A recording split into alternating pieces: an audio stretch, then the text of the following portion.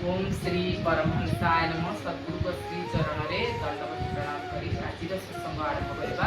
आज video topic हूँ आत्मार खाद्य। आत्मार खाद्य कौन जेपरी आम शरीर को बचाइबा प्रतिदिन आम खाद्यर आवश्यक होता है, ठीक सेपरी आत्मार जागरण मनर शांति और जीवन सठिक दिगपाई सत्संगर आवश्यकता रही।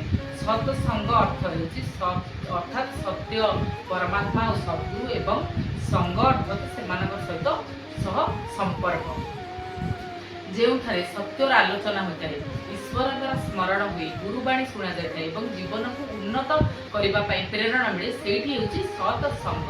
सत्संग मनर अंधकार को दूर करता है, खराब चिंता को दूर करता है, खराब चिंता को दूर करे और आम भीतर प्रेम करुणा और क्षमा सेवार भावना को जागृत करे।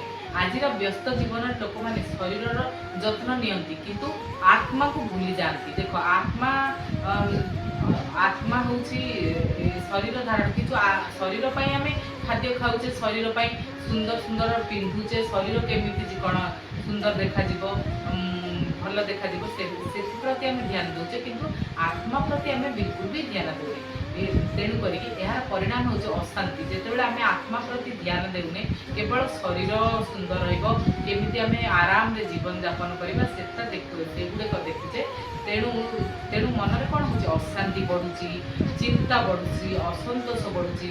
सत्संग ए सब जिनिस आमको पारी करता है। अर्थात आम जो सत्संग करूँ, जो सत्संग शुणु आ मेडिटेशन करूँ, योगा करूँ, तेबे आमर कौन हो भितर सत्संग आमको भीतर शक्ति जोगाई थाए आम जीवन में प्रकृत उद्देश्य आमको सत्संग बुझाई थाए।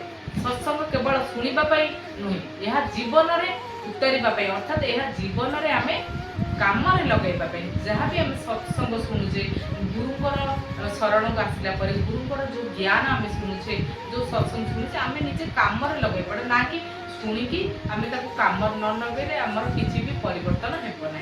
तेणु आम जब सत्संग शुणिले आ गुरुंर शरण आसी गुरुंर ज्ञान को आम पालन कले तेबे आमर परिवर्तन हम। आम भीतर थी जो काम क्रोध लोभ अहंकार जो विकार अच्छी से आम ऊपर को उठा धीरे धीरे ही हो पार कहीं सत्संगर अमृतटा जिते जीव आम भीतर को धीरे धीरे धीरे धीरे दिन गोटे दिन में परिवर्तन हो पार।